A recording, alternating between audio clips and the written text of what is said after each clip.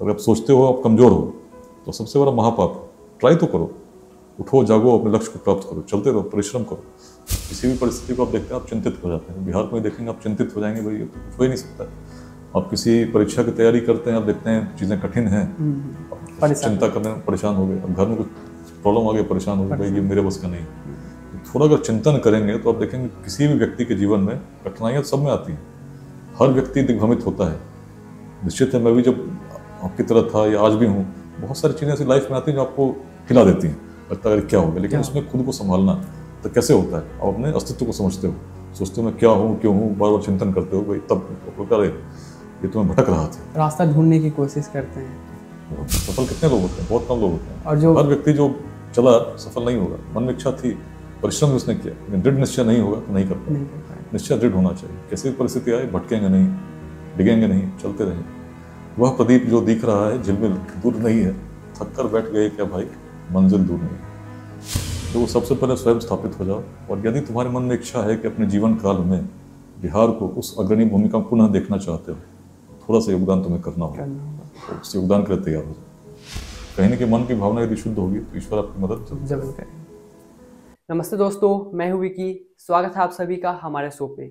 आज हमारे साथ एक बहुत ही खास, honest, hard working, growth oriented and inspirational IPS officer मौजूद हैं। इन्होंने आईआईटी कानपुर से अपनी पढ़ाई पूरी की।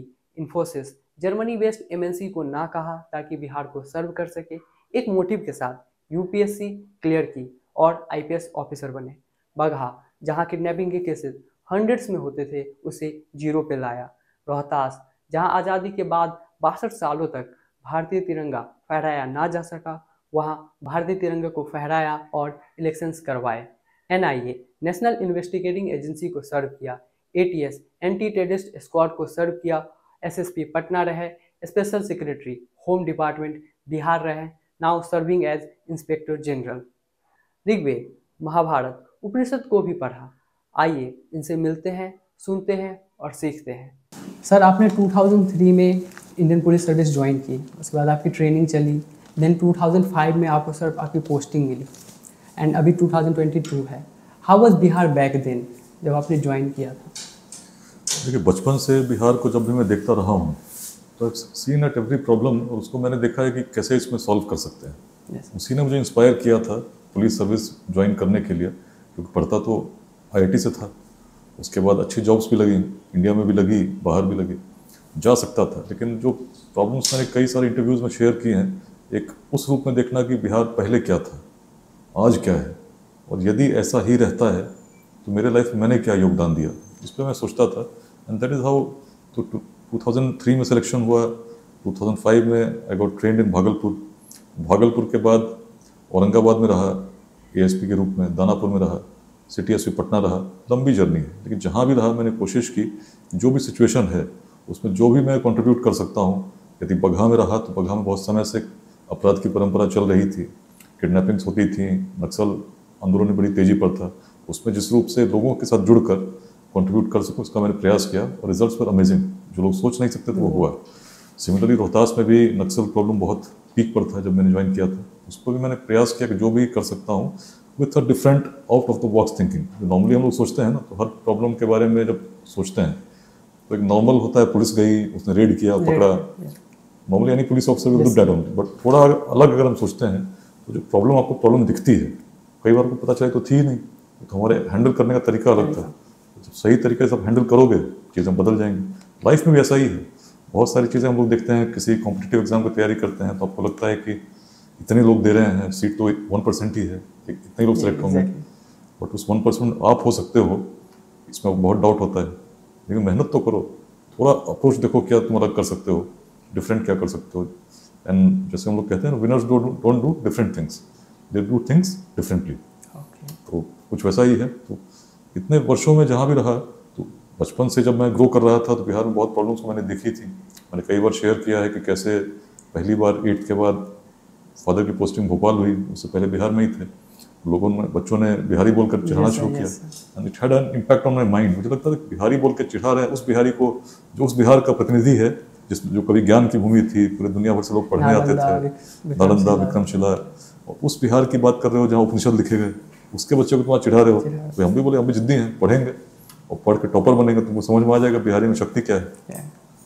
ज्ञान की भूमि, शौर्य की भूमि, अखंड भारत की राजधानी और उसको जोड़ने वाली भूमि, उस भूमि के लोग पे हंसते हैं, उद्यमिता की भूमि। और देन दैट फीलिंग कंटिन्यूड। लगता था कि कुछ करूं बिहार के लिए, it should get the glory back. उसके लिए एक बच्चे में क्या हो सकता है, बच्चा आप सोचता है कि भाई क्या करें, तो चलो पढ़ते हैं सबसे अच्छे कॉलेज में। तो मैंने तैयारी शुरू की, IIT की तैयारी शुरू कर दी। IIT जाने से पहले एग्ज़ाम हुआ, एग्ज़ाम बड़ा अच्छा हुआ, लेकिन उसका झटका लगना ही था, और झटका बिहार से लगना था। पेपर लीक हो गए, लीक हुआ तो केंद्र बिहार था। बाद में जिस व्यक्ति ने पेपर लीक कराया था उससे मुलाकात मेरी 97 के बाद 2006 में हुई। मुलाकात हुई उनसे? जेल में हुई, ब्यूर जेल में। एंड आई सेड कि भाई तुम्हारे चक्कर में कितने बच्चों का भविष्य उस समय खराब हुआ होगा, कितनी परेशानी मैंने झेली, देखो आज कहाँ मिल रहा है। बट तुम्हारे चक्कर में आज मैं यहाँ पहुंचा हूँ। क्या बोला था, कुछ जवाब नहीं, क्या बोलेगा। मैंने कहा तुम्हारे चक्कर में तुम्हारे सामने हूँ, नहीं तो IIT जाते कहीं और जाते। पेपर लीक ने ऐसा झटका दिया कि देखो बिहार सुधारने आ गया। तो पेपर लीक था, केंद्र बिहार था, IIT पहुंचे, बाकी बच्चे गर्मी की छुट्टियों में घर जाते थे, और यहाँ घर से पापा मना करते थे कि मत आओ, पकड़ के शादी हो जाएगी। तो भाई सो मेनी इंस्टेंसेस। और जब बिहार आते कुछ लॉ एंड ऑर्डर प्रॉब्लम्स चल रही हैं, और things were not in shape, things were not in array. And as a young inquisitive mind, as a person studying in IIT, you feel कि क्या करना चाहिए। अगर मैं चला जाता हूँ, काफ़ी सारे दोस्त आज बाहर सेटल्ड हैं, तो मेरा योगदान क्या होगा। उस रूप में जब मैंने देखा कि सिविल सर्विसेज में यंग एज में आप एक ऐसे लीडरशिप पोजीशन में आते हो कि आप बहुत लोगों के जीवन पर इम्पैक्ट कर सकते हो। That is what motivated me. और बहुत जल्दी ही IIT से पास्ड आउट इन 2001। निकलते ही एग्जाम दिया मैंने, पहली बार सिलेक्शन नहीं हुआ। I was very hurt, but फिर भी लगा नहीं, ईश्वर ने कुछ तो किया होगा, कुछ तो मेरे लिए तय किया होगा, एक और प्रयास करता है। और राष्ट्रकवि दिनकर की जो कविता है, थक कर बैठ गए क्या भाई, मंजिल दूर नहीं है, इसने एवरी लाइन इंस्पायर्ड मी। जब IIT की तैयारी की, उससे पहले, इसमें, आज भी। तभी भी सर आप बुक्स पढ़ते थे? बुक्स तो बचपन से पढ़ता रहा हूँ, और इनफैक्ट एज अ पैशन, मतलब 10th के बाद उस समय था कि I wanted to study physics, chemistry, mathematics, biology and history. ये सारी चीज़ें एक साथ तो अलाउड थी नहीं। तो history continued as a passion, बाकी सब्जेक्ट्स पढ़ते रहे, सब में इंटरेस्ट था। और हिस्ट्री का पैशन ऐसा है कि आज भी पढ़ता हूँ, और I have been writing actively, घूमता रहा हूँ। ब्लॉग्स साइलेंट पेजेस नाम से मैंने एक ब्लॉग शुरू किया था 2013 में, 9 साल हो गए, ऑलमोस्ट 10 साल हो जाएंगे next year. So I have toured about more than 200 sites, और ब्लॉग में I have written with deep research on about 30 sites, जो बहुत रिसर्च करके इवन आर्कियोलॉजिस्ट और प्लीज टू रीड उस टाइप का मैंने किया है। और यात्रा लंबी चलती है, बहुत सारे इंटरेस्ट आपके होते हैं। अभी इन दिनों जो एक एज अ पुलिस ऑफिसर तो मैं कंट्रीब्यूट कर ही रहा हूँ, बट सोसाइटी में एक जो लार्जर कंट्रीब्यूशन होना चाहिए, उसके लिए मैं यूथ को स्पेशली एनकरेज कर रहा हूँ to inspire and do something for your society. Shortcuts मत खोजो, मेहनत करो, उस बिहार के प्रतिनिधि बनो जिसके एंसेस्टर्स वर सो इलस्ट्रियस। और ऐसा करके I am talking to the youth. I have travelled to 29 districts talking to youth. Simple बात, एक ही बात कहता हूँ कि बिहार अगर तब ऐसा था जब रोड नहीं थे, टेक्नोलॉजी नहीं थी, मीन्स ऑफ कम्युनिकेशन, कारण क्या था? कुछ तो कारण रहा होगा। यदि अखंड भारत की राजधानी बनती तो गुजरात में भी बन सकती थी, बिहार की, मध्य प्रदेश में हो सकती थी ना। लेकिन बिहार ही क्यों हुआ? बिहार की सोच बड़ी थी, उसका सोर्स था उपनिषद। अगर देखोगे आप तो प्रिमिटिव थिंकिंग में सबसे जो रिफाइंड थॉट था उसका केंद्र बिहार था। और जहाँ के लोग ऐसा सोचते होंगे तो निश्चित है कि हर चीज़ में एक्सेल करेंगे। तो मिलिट्री माइट हो या एंटरप्रेन्योरशिप हो, आप देखेंगे Bihar, ancient Bihar was like that. और उसका कारण था कि हम जो चीज़ें बाकी लोग बांट रही थी उसमें भी हम उलझे हुए नहीं थे। अगर आप देखेंगे कि हमारे शासक कौन थे, तो हर जगह उस समय परंपरा क्या थी? जो क्षत्रिय होगा वही शासक होगा, उसका पुत्र होगा, उसका उत्तराधिकारी होगा। लेकिन बिहार ने उसको भी तोड़ा। It was a very progressive society. तो हम मगध को देखते हैं तो देखते हैं कि भाई यहाँ तो क्षत्रिय की तो पहले राज किया करते थे, लेकिन जब नंदवंश का उदय हुआ तो Nandavansh was came from the lowest class, but people accepted it. उसके बाद वैशाली आप देखिए तो वैशाली में तो दिस होल ट्रेडिशन की कोई राजा होगा, उसकी अलग परंपरा निकल गई, चुना जा सकता है। It does not need to be from some family. और ये परंपरा उस समय पूरे विश्व में कहीं नहीं। सबसे पहले वैशाली से ही ऐसे लोग हम थे, और ऐसे लोग तब थे कि जातियाँ तब भी थी, पूरे भारत में थी, लेकिन जातिवाद उस प्रकार का बिहार में हावी नहीं था। इवन जो उस समय के आचार्य थे, चाणक्य, उनके मन में भी अगर रहता कि नहीं मैं तो शास्त्रों की परंपरा को मानता हूँ, तो मैं बिल्कुल क्षत्रिय ही। सर उन्होंने शायद एक बच्चे को जिनको देखा पटना में आए, उन्होंने उस समय के धनानंद राजा थे, उनसे कहा कि भाई अपने दायित्व को संभालो, मगध ही पूरे भारत की रक्षा कर सकता है। और पश्चिमोत्तर पे आक्रमण हो रहा है, यवन योद्धा अलक्षेंद्र आ रहे हैं, मगध को अपनी दायित्व निभानी चाहिए। लेकिन कहीं ना कहीं उस समय भी शॉर्ट साइटेड विजन उस समय के राजा में तब ही फेल्ट कि नहीं, एक ऐसे आदमी को चुनना होगा जो मगध में रहकर पूरे भारत को जोड़ सके। तब उनको एक युवक में जो बाहर के बच्चे खेल रहे थे, उसमें उन्होंने देखा कि this man has the capacity because he has the vision. उस विजन में उन्होंने ये नहीं सोचा किस कास्ट का है, किस क्लास का है, कैसा है, किस घराने का है, उसमें क्वालिटी दिखी, उनकी माता से लिया और चल दिए तक्षशिला। और उसके बाद history was in the making and history was made. अपने लाइफ टाइम में पूरे भारत को एक कर सके, लेकिन कैसे कर सके? एक अकेला चंद्रगुप्त तो नहीं था। उस समय के जो बिहार के अपने एंसेस्टर्स थे, उनके मन में वो सोच थी जो लोगों को जोड़ना जानती थी। आज अगर हम देखते हैं बिहार क्यों पिछड़ रहा है, जब कुछ नहीं था तब तो हम ऐसी अग्रणी भूमिका निभा रहे थे जिसके बारे में ग्रीक हिस्टोरियंस लिखते रहते हैं, उस समय लिखते रहे थे। तो आज भी हम कर सकते हैं, उन्हीं के तो वंशज हैं। सर मेरा एक क्वेश्चन है सर, मैंने सर बहुत सारी चीज़ें पढ़ी बिहार के बारे में रिसेंटली। सर मुझे एक चीज़ जो नज़र आई कि 1990 से पहले जो बिहार था सर, इतना कौन सा वर्ड यूज कर, बदनाम नहीं था। आफ्टर 1990 सर ऐसा क्या हुआ? मुझे ये भी समझ आया कि बिहार की जो पॉलिटिक्स है वहाँ पे वो जातिवाद की चीज़ें बहुत ज़्यादा फैली, शायद 1990 से पहले उतनी नहीं थी। देखिए, मैं तो उस समय इसका साक्षी हूँ, क्योंकि उस समय मैं क्लास स्कूल में पढ़ता था और बहुत सारे आंदोलन चल रहे थे। मैं बड़े नज़दीक से देखता था और बहुत सारे आंदोलन का कारण भी था, बिकॉज सोशल इक्वालिटी होनी चाहिए, डिस्पैरिटी बहुत थी, तो तरीके होने चाहिए। बट जो लीगल हैं, जो कॉन्स्टिट्यूशन तो होना ही चाहिए, लेकिन उसमें अब देखिए कैसे होना चाहिए। और क्या बहुत सारी उसमें उसका पर्पस ये नहीं था कि आपस में संघर्ष करने लगे, but somehow things took such a turn कि जो चीज़ नहीं होनी चाहिए तो वो होने लगी। और हम आपस में उस प्रकार संघर्ष करने लगे, 5 लोग बैठते हैं तो सोचते हैं भाई कौन किस जाति का, कौन, that defines how you treat that person, how you meet that person. और इससे बड़ी तो कैसे हम जुड़ के काम कर सकेंगे? और जब जिस समाज में ऐसी सोच आ जाएगी तो कहाँ आगे बढ़ेंगे? बिल्कुल। छोटे से एक रथ भी अगर 4 पशु मिलकर खींचते हो, अगर चारों के दिमाग अलग अलग दिशा में चलने लगे तो रथ चलेगा ही नहीं। बिहार या किसी भी देश की बात कर लीजिए, अगर लोग आपस में उस तरह का समन्वय नहीं तो नहीं चलेगा। डिफरेंस ऑफ ओपिनियन ठीक है, लेकिन सहयोग की भावना होनी चाहिए। और जब तक वो नहीं होगी तो हम कहाँ आगे जाएंगे? हर बात पर हम लड़ते रहे, सोचते रहे, तो थोड़ा थिंकिंग में चेंज लाना होगा। And that is what we call egalitarianism, समता। तो उस रूप में कि भाई जिसकी भी जो क्षमता है उसके अनुसार उसका विकास हो सके, उसमें यदि हम उसका सहयोग कर सकें, तो we have to think in that manner. और छोटे छोटे वादों से हटना होगा, चाहे वो जातिवाद हो, संप्रदायवाद हो, या इवन लिंग भेद हो, या इवन इजम्स हो। बहुत सारे इजम्स हम पढ़ जाते हैं कि ये तो उस पार्टी के हैं, ये उस पार्टी के हैं। मतलब समाज ऐसे नहीं चलता है। इसीलिए जो let's inspire Bihar is not a political movement, it's a social movement appealing to the people. भाई आप अगर चाहते हो बिहार सही में बने, तो आपको सोचना होगा कमी क्या है। और जैसे आपने पूछा कि कमी क्या है, 90 के पहले क्या था, उसके बाद क्यों ऐसा हुआ, तो आंसर आपको खुद मिल जाएगा। जो भी सोचेगा क्या हुआ तो आप देखेंगे क्या है। सर मेरे रिसर्च से मुझे सर जातिवाद जो बिहार में बढ़ा उसके बाद, just because of some political parties, मुझे सर वो सबसे बड़ा रीज़न नज़र आया। I might be wrong also, but वो, और उसके साथ मुझे एक चीज़ और सर समझ नहीं आई एज अ चाइल्ड कि मैं उस रूप में नहीं देखता हूँ। मैं देखता हूँ कि बहुत सारी चीज़ें सोसाइटी में चल रही थी, बहुत सारी चीज़ें थी, कभी न कभी तो ये होना था। तो this was a transition phase, but then we must come out of the transition phase. एक था जिसमें बहुत संघर्ष हमने कर लिया, आपने देखा कितने जाति के नाम पर रक्तपात भी हुआ अनेक जिलों में। एक अलग फेज था, उससे हम निकल चुके हैं। अब जब निकले हैं तो उसी चीज़ को लेकर आप चलते रहें तो गलत होगा। अब अगर आगे चलना है ना, तो सोचना होगा हम पिछड़े क्यों, और पिछड़े क्यों, तो कारण बड़ा स्पष्ट है। जो छोटे छोटे अगर सोच छोटी होगी, हम तो बामियान के पार तक सोचने वाले लोग थे। आज हम सोच रहे हैं मेरे पड़ोसी के घर में अगर एक उसने कुछ जमीन ज़्यादा घेर ली, कम घेर ली, इसी में लड़े जा रहे हैं, सुप्रीम कोर्ट तक जा रहे हैं। सोच थोड़ा मन बड़ा करो, सोचो कि भाई पड़ोसी से बात तो करो अच्छे से, देखो मिलकर हम कुछ इसका समाधान निकाल सकते हैं। लेकिन ना हम खुद झुकेंगे ना दूसरे को परेशान नहीं होने देंगे। इस प्रकार की सोच लेकर हम कहाँ आगे जा पाएंगे? थोड़ी सी थिंकिंग में। और देखिए, कुछ कहना बड़ा आसान है, लेकिन आप सबको कहेंगे तो लोग उसको प्रवचन के रूप में लेंगे, बट खुद के लिए तो आप कर सकते हो। एग्जैक्टली। स्टार्ट फ्रॉम योरसेल्फ, और जो भी धीरे धीरे करके spread that inspiration, you will see things change.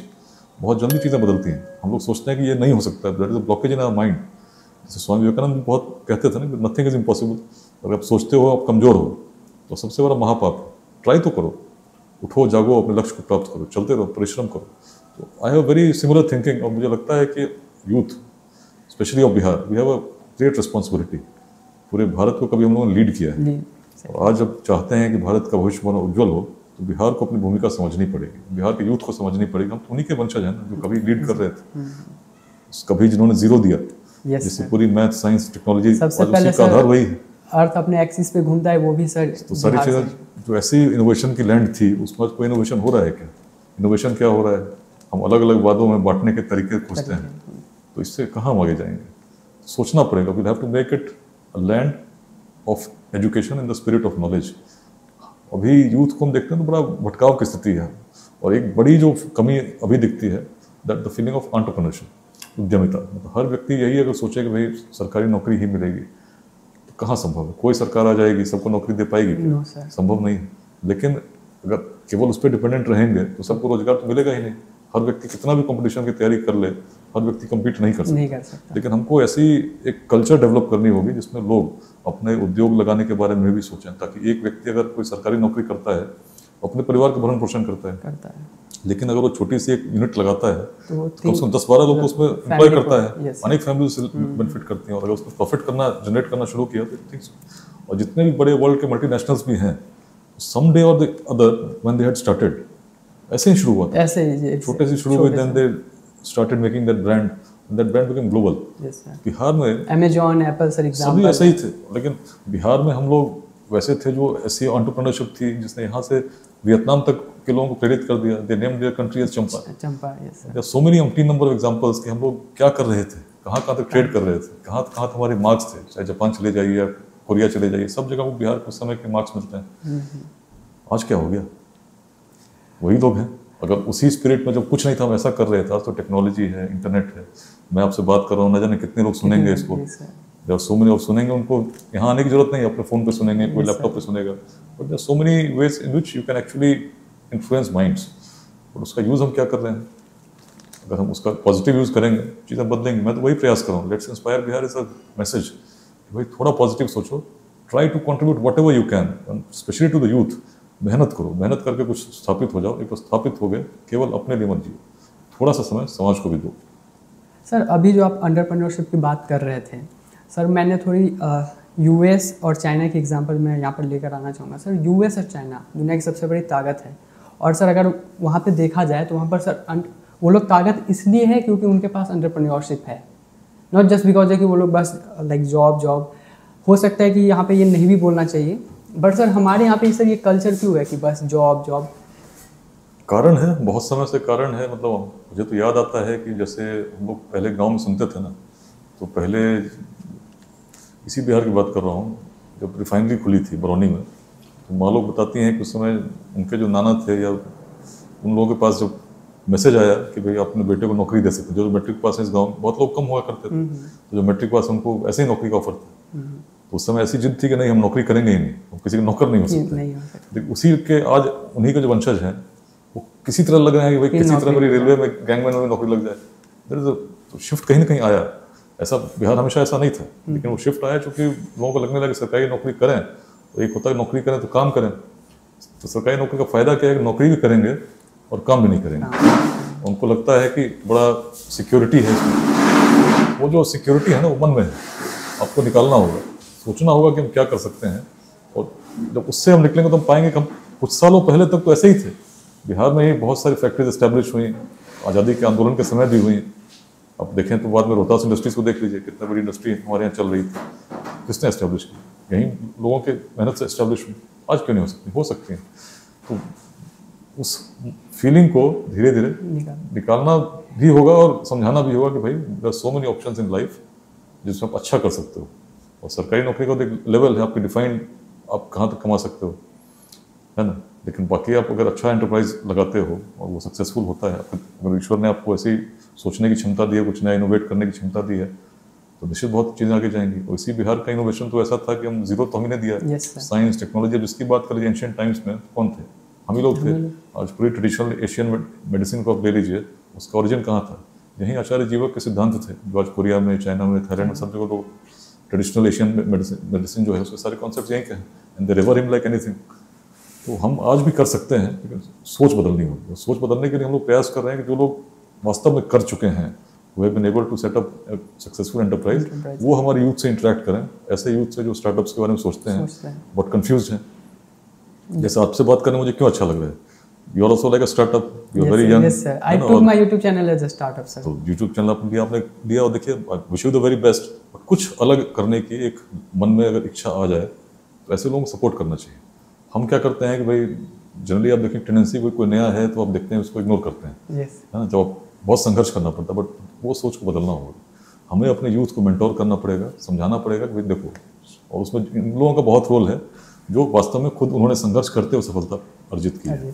तो ऐसे लोगों को हम लोग मोटिवेट कर रहे हैं, जोड़ने का प्रयास कर रहे हैं अलग अलग चैप्टर्स में, ताकि ऐसे यूथ को गाइड कर सकें। और गाइड करने के लिए ज़रूरी नहीं उनको फिजिकली जाना हो, कहीं भी रहते हो दुनिया में, so many ways to connect आप आराम से। और हम लोग एक मीडियम है जिसमें हम लोगों को जोड़ने का प्रयास कर रहे हैं। अच्छी बात यह है कि लोग जुड़ रहे हैं, और स्टार्टअप समिट हुआ, ग्लोबल बिहार कॉन्फ्रेंस हुआ जिसमें इन्वेस्टर्स आए, स्टार्टअप्स आए, परंपरा चल रही है जिसमें लोग जब मिलेंगे, सोच यही है कि लोग मिलकर बिहार के लिए कुछ योगदान कर सकते हैं, और उसमें जो लोग सक्षम हैं उनको उनका सहयोग करना चाहिए जिनको उसकी आवश्यकता है। यूथ यदि चाहता है कि भाई हम स्टार्टअप लगाएं तो ऐसे लोगों को सामने आना चाहिए जो उसको गाइड कर सकें, और यही परिकल्पना है जिस पर हम लोग आज काम कर रहे हैं।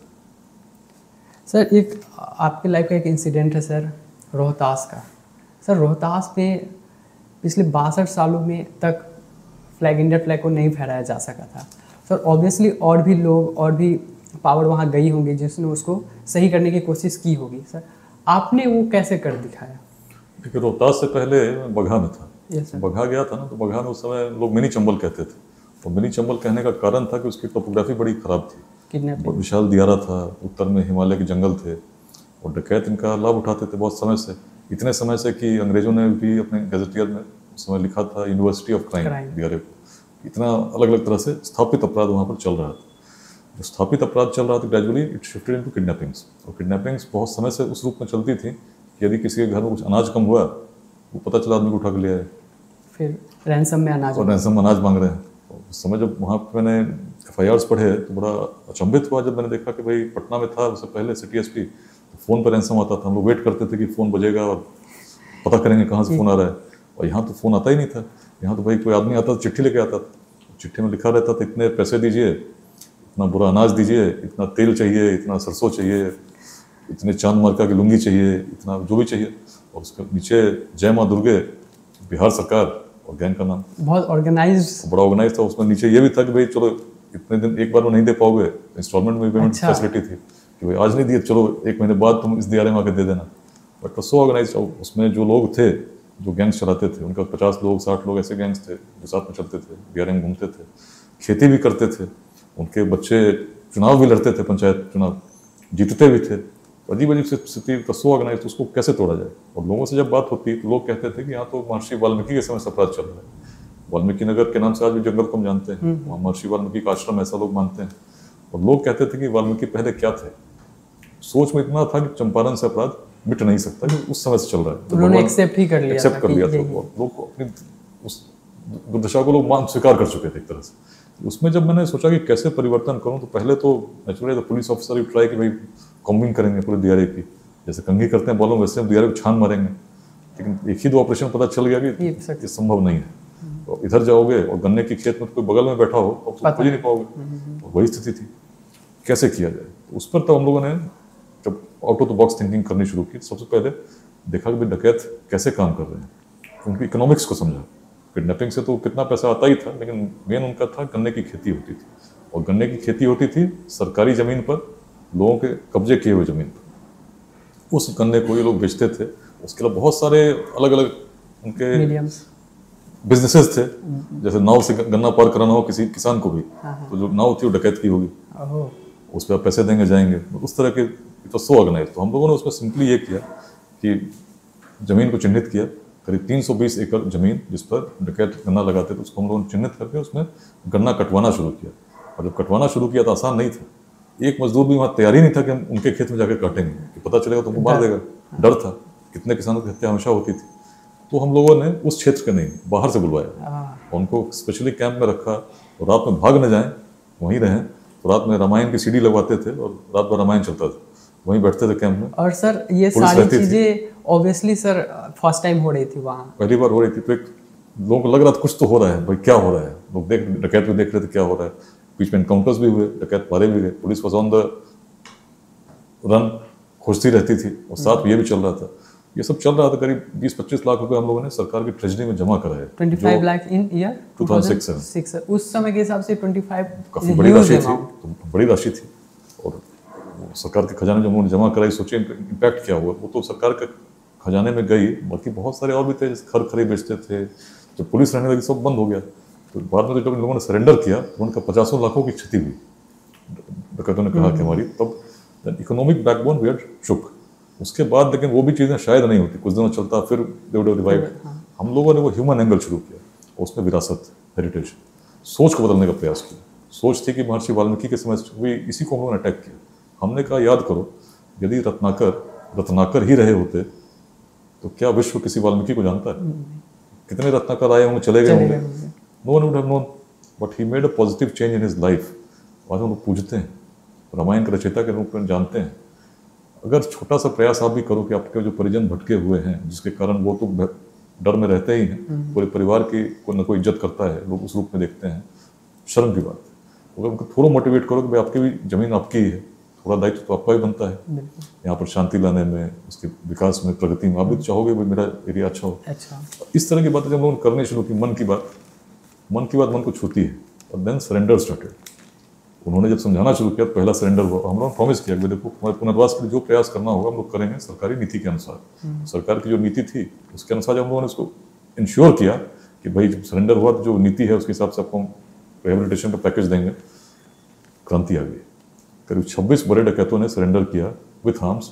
और जो परंपरा थी किडनैपिंग्स की, 100, 150, 5 ऐसे हर साल होती थी, 2008 में शून्य पर आ गई। और उसके बाद कभी नहीं हुई। आज मिनी चंबल नाम का कोई जगह है ही नहीं। आज अब देखें तो वाल्मीकि नगर में टूरिस्ट घूम रहे हैं, टाइगर सफारी हो रही है। उस समय जब हम लोग घूमते थे तो या तो जानवर था या पुलिस थी। फॉरेस्ट डिपार्टमेंट डर से नहीं जाता था, फॉरेस्ट डिपार्टमेंट के लोग भी किडनैप हो जाते थे। ये स्थिति थी। जंगल में बस लगता था कि जानवर से हम ही मिलने जाते हैं, बाकी तो कोई है ही नहीं। चीज़ें उस रूप में बदली। उसके बाद जब रोहतास गए तो मैंने देखा था कि जिस परिवर्तन को लोग असंभव मानते थे तो संभव हो चुका। तो यहाँ क्यों नहीं हो सकता? वहाँ स्थिति और विकट थी। बगहा की टोपोग्राफी मैंने बताई आपको, लेकिन बगहा में लैंडमाइंस नहीं लगते थे, उस समय तक नहीं लगे थे। रोहतास में तो हर क्षेत्र माइंड था। और करीब 3200 से 3600 स्क्वायर किलोमीटर का जंगल, पहाड़ के ऊपर, कोई पुलिस का पोस्ट नहीं। अब जो ऊपर चढ़ने जाओगे कच्चे रास्तों से तो सारे लैंडमाइंस लगे रहते थे। कई बार कितने लोग मारे गए हर साल, लगभग बहुत लोग लैंडमाइन ब्लास्ट में शहीद हो रहे थे। कभी 10, कभी 12 प्रति वर्ष का लगभग यही स्थिति थी। और 2006 में तो स्थिति ऐसी आ गई थी कि विक्रमगंज, जो पटना से आप आज भी जाएंगे तो 1.5-2 घंटे लगते हैं, लेकिन विक्रमगंज के बिल्कुल दिन में विक्रमगंज में वहाँ के डीएसपी साहब शहीद हो गए इन डेलाइट एनकाउंटर। सोचिए क्या स्थिति रही होगी। और 2007 में 2 थाने हैं, राजपुर और बघेला, वो बिल्कुल प्लेन्स में है, विक्रमगंज के एरिया के पास है। वहाँ पर अटैक हुआ, काफ़ी पुलिसकर्मी मारे गए। परिवर्तन कैसे हो? प्रारंभ में मैंने क्षेत्र को समझना शुरू किया। रिस्क लेकर रात में जाते थे ताकि पता नहीं चले। रात में गाड़ियाँ लेकर गए, डिस्टेंसेस काफ़ी थे। रोहतास में यदि डेहरी से रोहतास जाना हो 40 किलोमीटर, वहाँ से रोहतास से ऊपर पहाड़ पर जाना हो तो कम से कम 22 किलोमीटर का कच्चा रास्ता, उसके बाद ऊपर अलग 30 किलोमीटर का कच्चा रास्ता, ऐसा डिस्टेंस था। तो पैदल जाओगे कितने दिन रहेंगे? तो इनिशियली हम लोगों ने गाड़ी से 3 बार गए। तो चौथी बार गए वो इनकाउंटर हुआ सोली में। तो मैंने कई बार बताया कैसे सुबह पहुँचे 5 बजे, तो लगा गाँव में सब सामान्य है। मैं तो विद्यालय देखने गया था। विद्यालय देखने गया तो सामने एक व्यक्ति राइफल लेकर खड़ा मिला, और राइफल मुझ पर तनी हुई थी, दूरी थी केवल 3 फीट, है ना। तो जैसे ही देखे तो मैं भी अचंभित था कि भाई एसपी तो मैं हूँ, मैंने तो किसी की ड्यूटी लगाई नहीं, वर्दी पहन के कौन खड़ा है। अच्छा सर, वो लोग वर्दी में ही रहते थे? वर्दी में ही थे, हरी वर्दी थी। उतना तो सुबह आप देखो एक वर्दी में है, ऊपर सफा बना हुआ है काले रंग का। तो थोड़ी देर में बंदूक पर ध्यान जाता है ना, बंदूक तो देखा ऐसा रहा है कि तो पुलिस लेके चलती है, यहाँ कहाँ आ गया। तब इससे पहले कि समझे करे उग्रवादी है, पहले तो पोजीशन लो, कवर लो। जैसे ही कवर जब तक लेते, कूद के गाड़ी से निकले, गोलियां चलने लगी, 6 इंच से चलने लगी, ऑटोमेटिक फायर आने लगा ऊपर से। और then it was a total confusion and chaos for some time. लेकिन 10 मिनट में फिर एक हमारे पास करीब 60 लोग थे साथ में, तो एक एंटी लैंडमाइन गाड़ी थी पीछे से, वो धीरे धीरे खेत से बिल्डिंग की तरफ आने लगी। ऊपर जो चला रहा था गोली, ही जंप्ड। उसका हमने सर्च किया तो 3 पुलिस राइफल्स मिली, बहुत सारी गोलियां मिली। मेडिकल कैंप चल रहा था।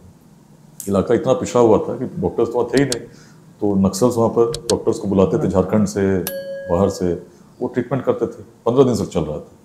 1 ट्रैक्टर के करीब दवाई वहाँ रखी हुई थी, ट्रैक्टर लोड ट्रॉली, इतनी दवाई थी। तो हम लोग जितना रिकवर कर सकते थे जल्दी जल्दी रिकवर करके आए। लेकिन that was the first incident of its kind जहाँ एसपी खुद गया था, नक्सलियों को बांध में गया था, और नक्सलियों को भागना पड़ा था, और पुलिस को कोई नुकसान नहीं हुआ था। साइकोलॉजिकल वारफेयर में आप सोचिए इसका क्या इम्पैक्ट पड़ेगा। उसके कुछ दिनों बाद फिर पुलिस जब गई तो देयर वाज सम कंफ्यूजन। ऊपर न तो फ़ोन चलते थे न कोई वायरलेस सेट था, देयर वाज नो कम्युनिकेशन। अगर दो पार्टी आगे पीछे हुई तो वो कम्युनिकेशन था ही नहीं। तो जो सरप्राइज लेकर हम लोग जाते थे वो सरप्राइज वाज ब्रोकन। उसमें एक लैंडमाइन ब्लास्ट हुआ उसी सोली गाँव के पास। आज भी गाड़ी वहीं पड़ी हुई, आज भी गाड़ी वहीं पड़ी डैमेज, क्योंकि उसको ला ही नहीं सकती, इतनी भारी गाड़ी कैसे लाओ वो इस रोड पे जहाँ पूरे माइंस लगे हों। Technically operationally it was not possible उस समय कि उसको ला सके। तब तक नक्सलियों ने उसको आग भी लगा दी। आज भी उसके अवशेष वहीं पड़े हुए हैं, लेकिन चीज़ें बदलने लगी। उसके बाद हम लोगों ने कहा कि भाई इस तरह से नहीं करेंगे ऑपरेशन, पैदल जाएंगे। अगर 40 किलोमीटर 4 रात रुकेंगे, 10 किलोमीटर चलेंगे फिर रुकेंगे, 10 किलोमीटर चलेंगे फिर रुकेंगे। उसका नाम रखा हम लोगों ने ऑपरेशन विध्वंस। और फोर्सेज करीब 1000 फोर्स लगी थी उसमें, बुलाए गए CRPF से, STF से, बिहार पुलिस के जवान सब लगे। 2-3 रास्तों से पहाड़ पर चढ़े, कैंप लगते थे। जहाँ पे स्कूल हो, स्कूल के विद्यालय के आसपास कैंप कर जाते थे। जहाँ कुछ नहीं हो, ओपन कैंप। उस तरह से हम लोग रहना शुरू किया हम लोगों ने, और उनके क्षेत्र को समझना शुरू किया। शुरू में जब जाते थे लोग भाग जाते थे, पुलिस है, और हमारे बारे में ऐसा जहर था कि पुलिस तो दुश्मन है। लेकिन तब हम लोगों ने बात करना शुरू किया, और जब बात करना शुरू किया तो हमने पाया कि लोग रोहतास किले से बड़े जुड़े हुए हैं। आदिवासी हैं, उरांव हैं, खरवार हैं, जो अपने पूर्वजों पर बड़ा गर्व करते हैं कि हमारे पूर्वज तो ऐसे थे। उस समय जब कुछ नहीं था, देखिए रोहतास किले को उन्होंने स्थापित किया था, हमारा उद्गम स्थल वही है। तो उसको हम लोगों ने कहा कि तुम्हारे पूर्वज जब इतने यशस्वी थे कि जब न वैसे टेक्नोलॉजी थी, तब 1500 फीट की ऊंचाई पर ऐसे दुर्ग को स्थापित कर सके, जिसके बारे में मुगलों ने भी कहा, उनके लेखक फरिश्ता ने कहा अभेद्य है, बल से नहीं केवल छल से जीता जा सकता है। इतिहास प्रमाणित करता है। अफगान शासक थे सम्राट शेरशाह सूरी, उनके द्वारा भी जब प्रथम विजय कहीं किया गया, रोहतास दुर्ग था।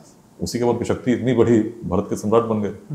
और इतने प्रेरित हुए रोहतास से कि उन्होंने पाकिस्तान में झेलम के किनारे एक किला बनाया, उसका नाम रखा रोहतास किला। रोहतास कहाँ था, उसकी अनुकृति बनी। अनुकृति आज वर्ल्ड हेरिटेज साइट है। यहाँ स्थिति ये थी कि पर्यटक तो छोड़ दीजिए, जिले से भी कोई डर से नहीं जाता था। स्थिति जब वैसी थी, और तिरंगा तो लहराया ही नहीं था, किसी को सुध रहने वाला नहीं था। बहुत इंटरेस्टिंग बात है सर, आज़ादी के 62 ईयर्स ऑलमोस्ट हो गए। हाँ, तो पहले करीब डकैतों का कब्जा रहता था, उसमें लोग रहते थे। और तो उस किले का इतिहास पढ़ेंगे, बड़ा गौरवशाली इतिहास रहा है, कभी पूरे पूर्वी भारत की राजधानी रही है। और बाद में जब अंग्रेज आए तो उसके बाद 1857 की जो क्रांति हुई थी, उसमें भी 1 वर्ष तक अमर सिंह वहीं रहे, जो बाबू कुंवर सिंह से संबंधित थे। वहीं पर काफ़ी समय तक अंग्रेजों को मेहनत करनी पड़ी उस किले पर कब्जा करने के लिए। उसके बाद इतिहास में गौण हो गया, डकैतों का कब्जा हो गया। डकैत वहाँ काफ़ी गिरोह थे अलग अलग, जिनका इस समय के लोग बताएंगे आपको, नमबिंद गिरोह थे, जिनके बड़े खतरनाक कहानियाँ हैं। और जब डकैत हटे तो उग्रवादियों का कब्जा धीरे धीरे होता चला गया। किले की तरफ जाने वाला, सुध रहने वाला कोई नहीं था, लोग डर से नहीं जाते थे। उस किले पर हम लोगों को जब जोड़ना शुरू किया तो हम लोगों ने मैसेज यही दिया, जब तुम्हारे पूर्वज इतने यशस्वी थे तो अपनी ऊर्जा तुम क्यों व्यर्थ कर रहे हो? अगर संघर्ष में ऊर्जा लगाओगे तो संघर्ष तो कहीं नहीं ले जाएगा, ऐसे ही भय का वातावरण बना रहेगा। उग्रवादियों का हम लोगों ने विरोध नहीं किया, तो उनसे तो प्रतिदिन मिलते थे। हम लोगों ने उनके ही पूर्वजों की प्रशंसा करनी शुरू की और उनको कहा, प्रेरित करना शुरू किया, तुम भी कुछ करो। और जिले के जितने अच्छे लोग थे उनको हम लोगों ने जोड़ा और उन्होंने कहा कि आप इनके लिए कुछ योगदान करें। उनके माध्यम से उन्होंने कंबल मतवाए, मेडिकल कैंप्स लगाए, जो बच्चे खेलते थे जंग पहाड़ों पर उनके लिए हम स्पोर्ट्स किट्स दिए। जो बच्चे किले में रहते थे उन बच्चों के लिए हम लोगों ने स्पेशल कैंप लगाए to train them as tourist guides. उसको हम लोगों ने अच्छे ट्रेनर्स को बुलाया। बच्चों ने तो कभी ऐसे बच्चों थे जिन्होंने कभी लाइट ही नहीं देखी थी, उनको जब बुलाकर हम लोग डेहरी होम्स में कैंप किया, दिखाया दुनिया क्या है और बताया टूरिज्म क्या होती है। उनको उन्होंने साइकिल्स दिए, टॉर्चेस दिए कि कोई आता है उसके लिए खाना कैसे लाओगे, कैसे ट्रीट करना चाहिए। सोच बदलने लगी। और तब जो उग्रवादी उनको प्रभावित करते थे उनसे वो लोग प्रश्न करने लगे कि आपके कारण हमारे क्षेत्र का विकास रुका हुआ है।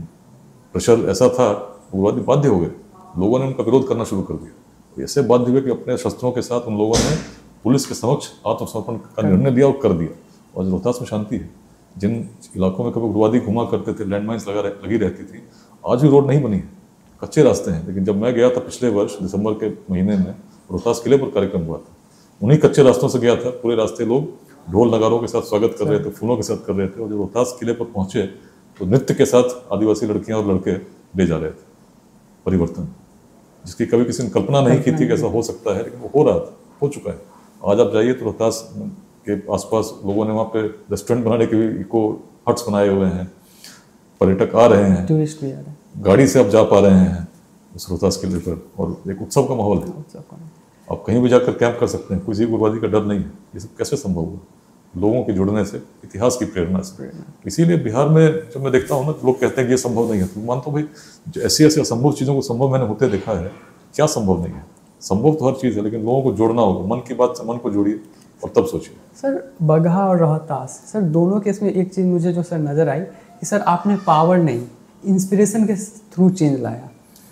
बिल्कुल, अगर वैसे ही करते जो मैंने कही पुलिस वाली जो ऑपरेशनल स्ट्रेटजी, तो उसका रिजल्ट बहुत नहीं आता। आप उसी संघर्ष में, लेकिन जब लोगों के साथ आप जुड़ते हो, मन से जुड़ते हो, इंस्पायर करते हो, चीज़ें तो बदलती हैं। इसीलिए लेट्स इंस्पायर बिहार, मतलब है ना कि पूरे बिहार में अगर बदलना है, ऐसे ही चलता रहा, जो इसमें सामान तकनीक आप लगाओगे ना, चलता रहेगा ऐसे।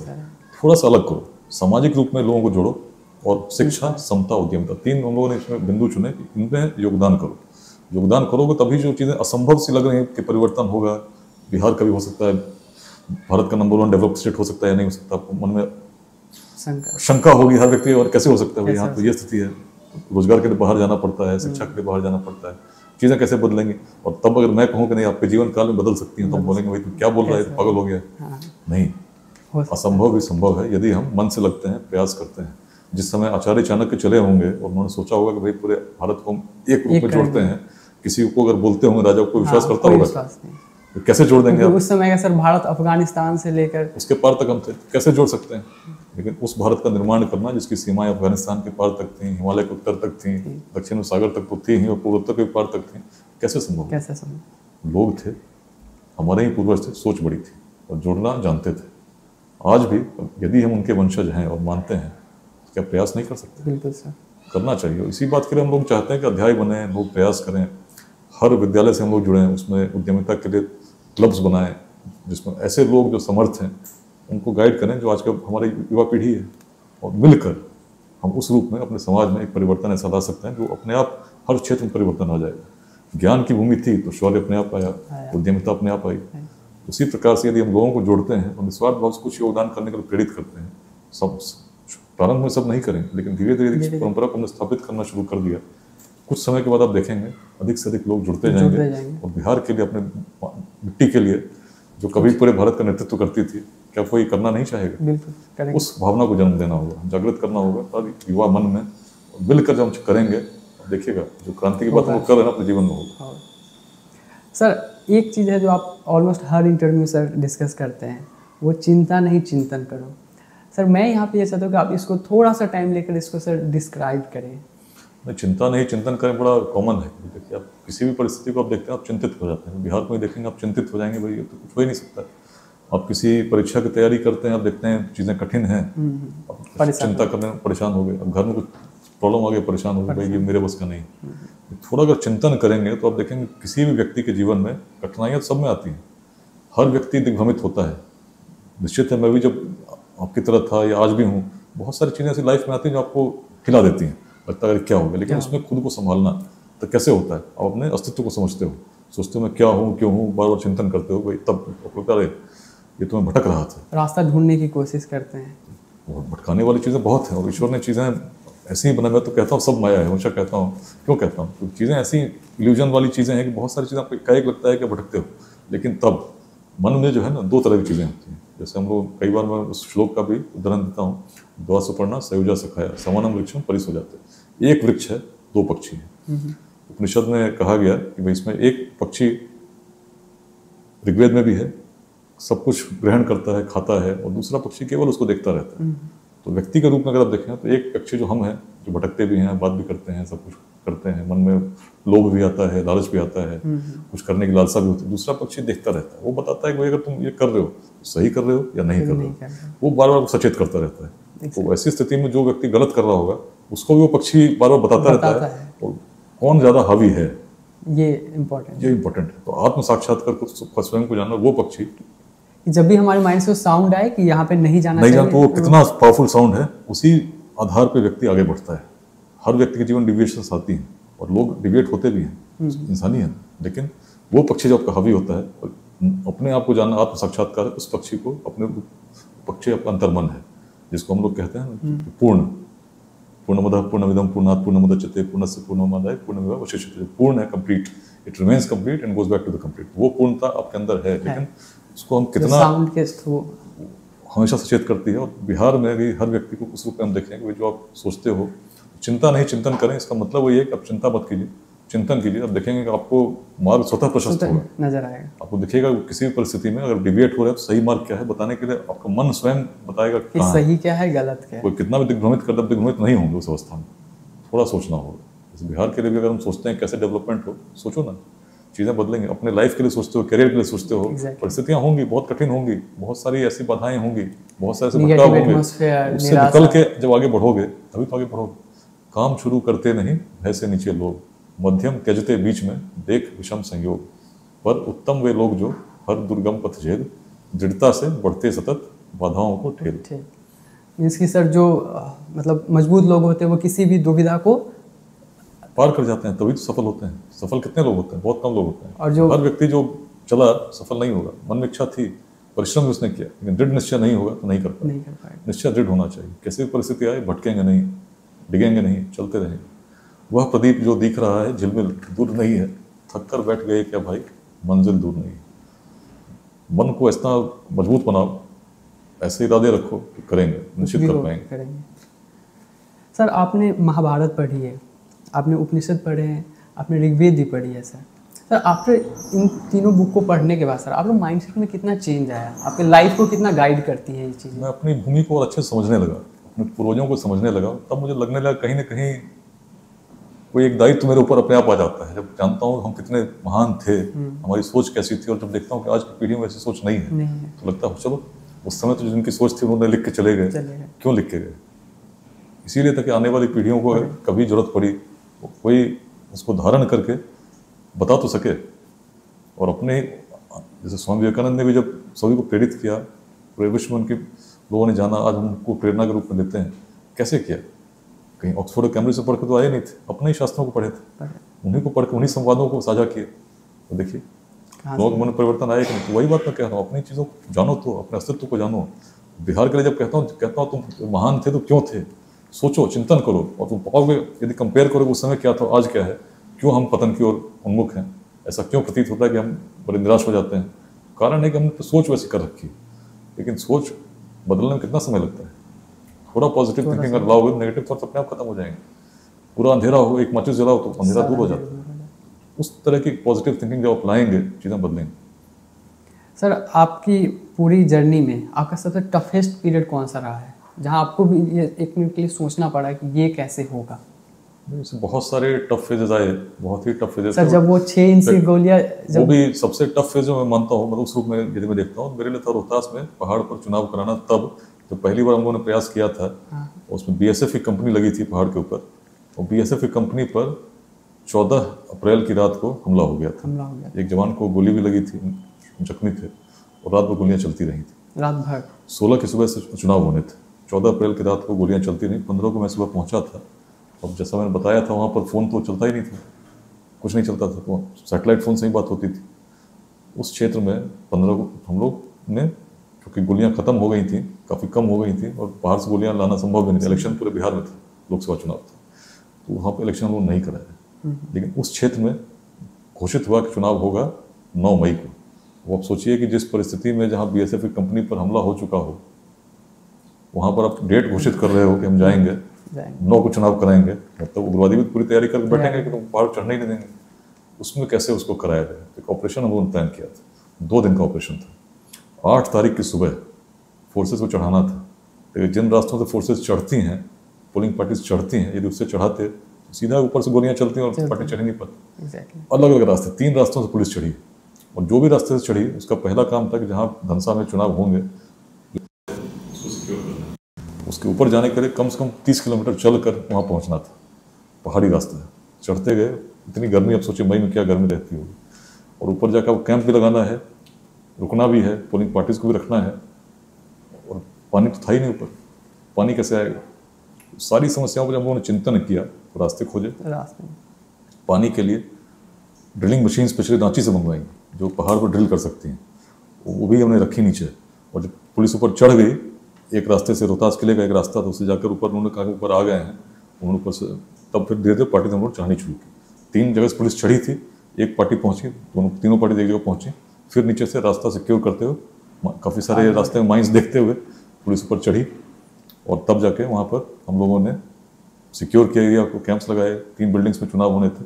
3 बिल्डिंग में चुनाव कराने के लिए 1600 जवान लगे थे। 1600 ह्यूज नंबर सर। टोपोग्राफी ऐसी है वहाँ की, लेकिन हम लोगों ने कराया, इसलिए कराया ताकि लोग जो मुख्य धारा से कट चुके हैं उनको मुख्य धारा में जोड़ना भी हमारा ही काम है। जब चुनाव नहीं होंगे तो लोग मुख्य धारा में कैसे जुड़ेंगे? उसमें ऐसे लोग थे जिन लोगों ने, कुछ लोगों ने तो आज़ादी के बाद वोट ही नहीं दिया था और 20 सालों से चुनाव हुआ ही नहीं था उस क्षेत्र में, क्योंकि जब भी होता तो पोलिंग पार्टी जा ही नहीं पाती। लोग कहते कि बहिष्कार हो गया है उग्रवादियों के कारण, लेकिन जब मतदान हुए तो 50% लोगों ने मतदान किया, 50% किया। और बाद में उस दिन एक ऑपरेशन उतारना भी था। 3 बजे चुनाव जैसे ही खत्म हुए, ईवीएम हम लोगों ने हेलीकॉप्टर से भेज दिया और वो वहाँ से सासाराम आ गया चॉपर, ईवीएम आ गया। बाकी फोर्सेस को हम लोगों ने शाम 7 बजे तक सारी फोर्सेस को अलग अलग रास्तों से उतारा और ऑपरेशन वॉज सक्सेसफुल।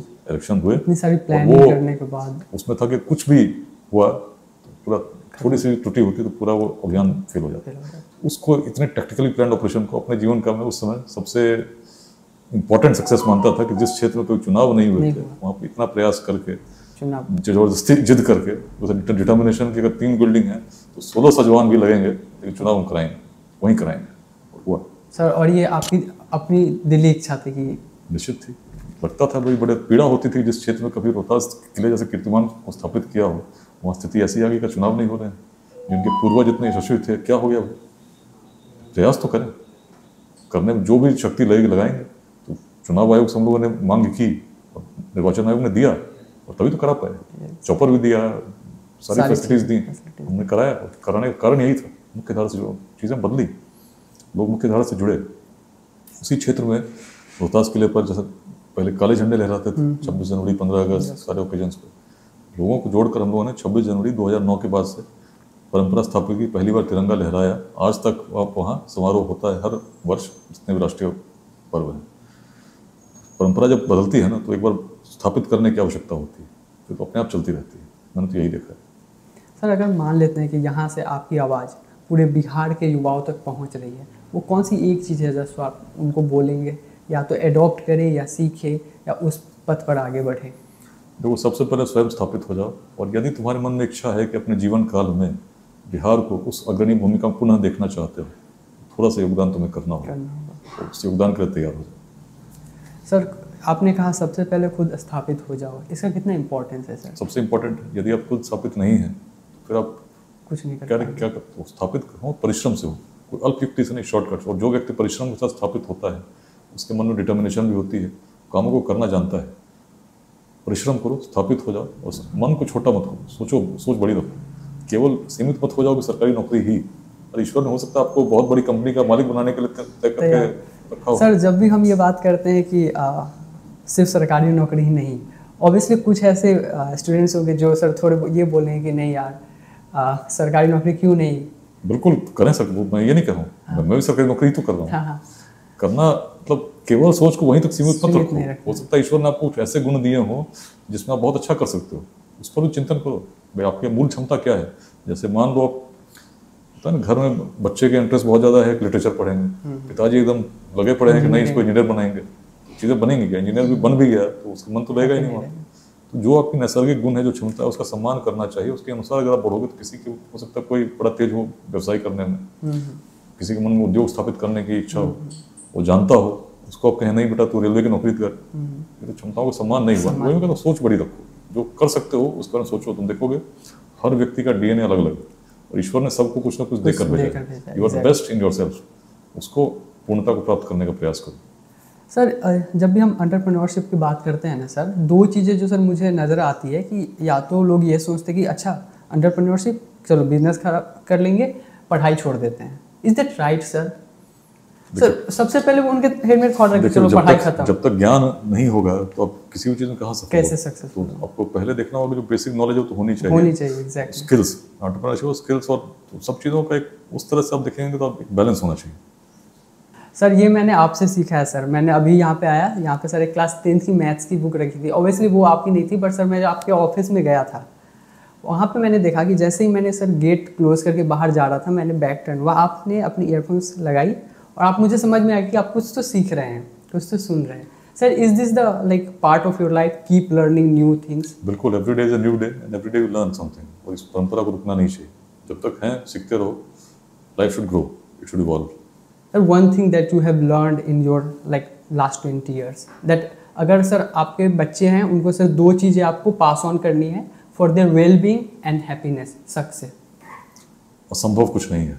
फर्स्ट, असंभव कुछ नहीं है। यदि है तो आपके मन की सीमा मात्र है, उस सीमा को लांघना आवश्यक है। आप जब लांघ जाओगे तो आप देखोगे सब कुछ संभव है, परिश्रम करो। सर कभी कभी ना हम लोगों के मन में क्या होता है ना, थोड़ा सा निराशा हो जाती है। लेट से कि हम कोई काम कर रहे हैं, सर लेट से आपका एग्जांपल, जब सर आप क्लास 10th में थे, आपने एम किया था कि आपके 90% मार्क्स आएंगे, बट सर 4% शायद कम आए थे। अभी सुनने में बहुत ईजी, छोटी बात लगती है, बट जब किसी इंसान ने बहुत सारी मेहनत की हो ना, वो अंदर प्रॉब्लम करता है। उसी सब ग्रो करते हो ना, तो आप देखते हो हाँ चलो, तब लगता है कि चलो अभी तो इतना प्रयास किया, मैंने अपनी पूरी ऊर्जा दी या नहीं दी, मैंने कहा दी, तो चलो ठीक है, इस बार नहीं आया, अगली बार फिर करते हैं। देखो चीज़ें आगे बढ़ती गई ना। यही वो फेज होता है ना सर, बहुत सारे लोग पीछे हट जाते हैं। नहीं तो वही तो मैं कहता हूँ, निराश नहीं होना है। Every success is not final, है ना, उसके बाद आपको और भी आगे, और every failure is never lasting. Sir आपके क्लास 12th में भी सर फिजिक्स में बैक लग गए थे। कई बार मैंने कहानियां सुनाई है, निराश में हुआ ही नहीं। निराशा हुई थी लेकिन तात्कालिक थी। लेकिन चीज़ें वही है, 2 पक्षी, एक पक्षी जो घबरा जाता, दूसरा पक्षी बता रहा, सचेत करता, बताता तुम कौन हो, किसकी बात सुनोगे। सर एक बार आपने फिर से बहुत अच्छी प्रिपरेशन की थी, बस पेपर लीक हो गए थे, वहाँ भी आपको 1 साल और वेट करना पड़ा, और इसी दौरान आपके पिताजी 1 साल वेट नहीं करूँ, 2 महीने बाद एग्जाम फिर हुआ था उसी साल। और थोड़े से नाराज भी थे क्योंकि आपने MNC जर्मनी बेस्ड कंपनी की जॉब को ना कह दिया था। हाँ, लेकिन आज पिताजी गौरवान्वित भी हैं, कुछ अच्छा काम कर रहा है बेटा, तो समय की बात है। आपको देखना होगा कि आप क्या करना चाहते हो, सोच के करोगे, कहीं ना कहीं मन की भावना यदि शुद्ध होगी तो ईश्वर आपकी मदद जरूर करेगा। Thank you so much sir. Thank you Vicky ji, best wishes to you, do well in life, लोगों को प्रेरित कीजिए और लेट्स इंस्पायर बिहार के बारे में यूथ को बताइए। Yes sir. अगर जो भी लोग लेट्स इंस्पायर बिहार से जुड़ना चाहते हैं, how they can connect with it? बहुत सिंपल है, तो आप भी जोड़ सकते हैं, है ना। हम लोगों ने अभी जो मैकेनिज्म रखा है उसमें व्हाट्सएप ग्रुप्स बने हैं। उसके लिए लेट्स इंस्पायर बिहार के वेबसाइट पर जा सकते हैं, उसमें letsinspireBihar.org पे जाइए, उसमें ज्वाइनिंग के लिए फॉर्म्स दिए हैं। जैसे आप फिल करते हो, जो डिस्ट्रिक्ट के वहाँ के वॉलंटियर्स हैं उनको डेटा आ जाता है, आपको जोड़ देते हैं। दूसरा है गूगल फॉर्म भी हम लोगों ने कई फेसबुक पोस्ट पर सर्कुलेट की है। अब जुड़ना यदि चाहेंगे, जुड़ना कठिन नहीं है, बहुत सारे फेसबुक पेजेस हैं, ट्विटर अकाउंट्स हैं, केवल वहाँ से आप कनेक्ट होंगे तो अपने आप जुड़ जाएंगे। Thank you sir. Thank you.